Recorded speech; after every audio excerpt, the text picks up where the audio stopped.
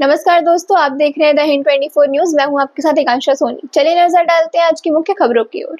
भागीरथी नदी का पानी नहर में घुस गया और करीब 5 गांव जलमग्न हो गए।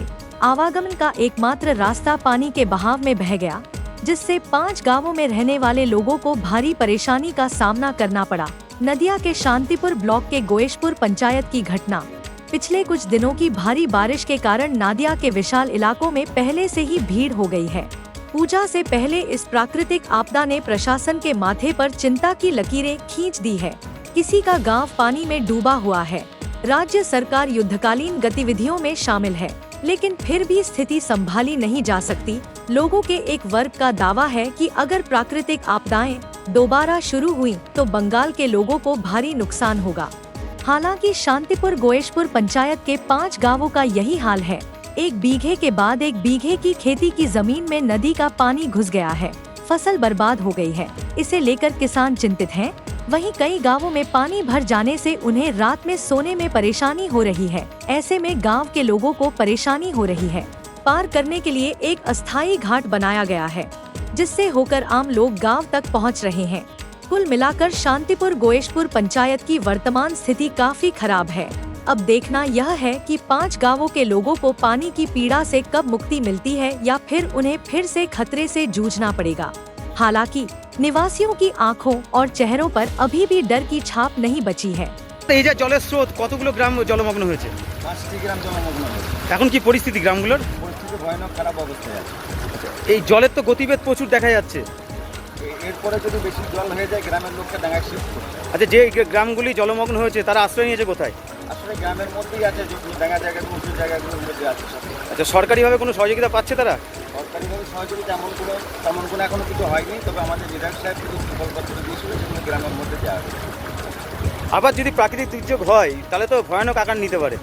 আকার নেবে মানে নিয়ে বসে আছে, তো সমস্ত গ্রামের মানুষকে বিপদে পড়ে আছে। চাষের জমি সব ডুবে গিয়েছে। তারপরে এই যে জল ঠাকুর সাপ যা পোকা মাকড় সব গ্রামে বিপদে পড়ছে। এটা মর্মান্তিক অবস্থার মধ্যে, মানে এখন খুবই চিন্তায় রয়েছেন। খুবই দুশ্চিন্তার মধ্যে ভুগছে গ্রামের মানুষ। আচ্ছা, এই পঞ্চায়েতের নাম কি? গোয়শপুর অঞ্চল। এর মধ্যে 5টা গ্রাম। 5টা গ্রাম আছে। আপনার নাম? আমার নাম সনোয়ার হোসেন মন্ডল। আপনি? অঞ্চল। দাদা, নৌকা করে পার হতে হচ্ছে কেন? নৌকা করে কেন পার হতে হচ্ছে? এই রাস্তা ডুবে গেছে। আচ্ছা, কবে থেকে এই জল উঠেছে? আর 4 দিন। এই ভাগীরথীর জল বাড়ার পরেই? হ্যাঁ। এখন নৌকাই ভরসা? এখন নৌকাই ভরসা। কটা গ্রাম আছে ওপারে? ওপারে 4টে। তাহলে 4টে গ্রামের মানুষ এখানে নৌকাতেই যেতে হতে? হ্যাঁ। কতটা দুশ্চিন্তার মধ্যে আছেন? বিরাট দুশ্চিন্তায়, মানে আর একটু বাড়লি তা আরো বিপদ হতো। তাহলে চাষের জমি সমস্ত কিছু জলের তলে? সব ডুবে গেছে। জল কি আরো বাড়ছে? আমাদের সব চড়া এলাকা তো, সব ডুবে গেছে। আর জল আজকে একটু মরা। তাহলে এখন এই নৌকাতেই ভরসা? হ্যাঁ, নৌকাতেই ভরসা। কি নাম আপনার? আমার নাম বিকাশ সিংহ রায়। কোন জায়গায় বাড়ি? দাদা, আপনারা তো চাষি। এই যে জল বাড়ার কারণে কতটা ক্ষতি হয়েছে?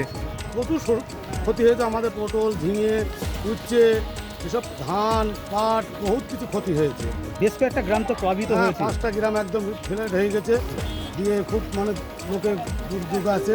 তারা কি পরিস্থিতি আছে যারা ওখানে বসবাস করে? তারা এখন জলের মধ্যে এখন ভাসছে। ধরুন ঠিকমতো খাওয়া দাওয়া পাচ্ছে না, টান পাচ্ছে না, কিছু পাচ্ছে না, তিরপল পাচ্ছে না। কি চাইছেন সরকারের কাছে? সরকারের কাছে চাইলে গরিব মানুষের জন্য তিরপল, চাল, মানে খাবার যেটা আসে সেটা। মানে এখন আপনারা অনেকটা কষ্টের মধ্যে? খুব কষ্টের মধ্যে আছে, খুব কষ্টের মধ্যে আছে। সে কথা বলার মতন নয়, না দেখলে বোঝা যাবে না। আপনার নাম? গ্রাম, আমার নাম বিশ্বজিৎ বিশ্বাস। আপনি চাষি?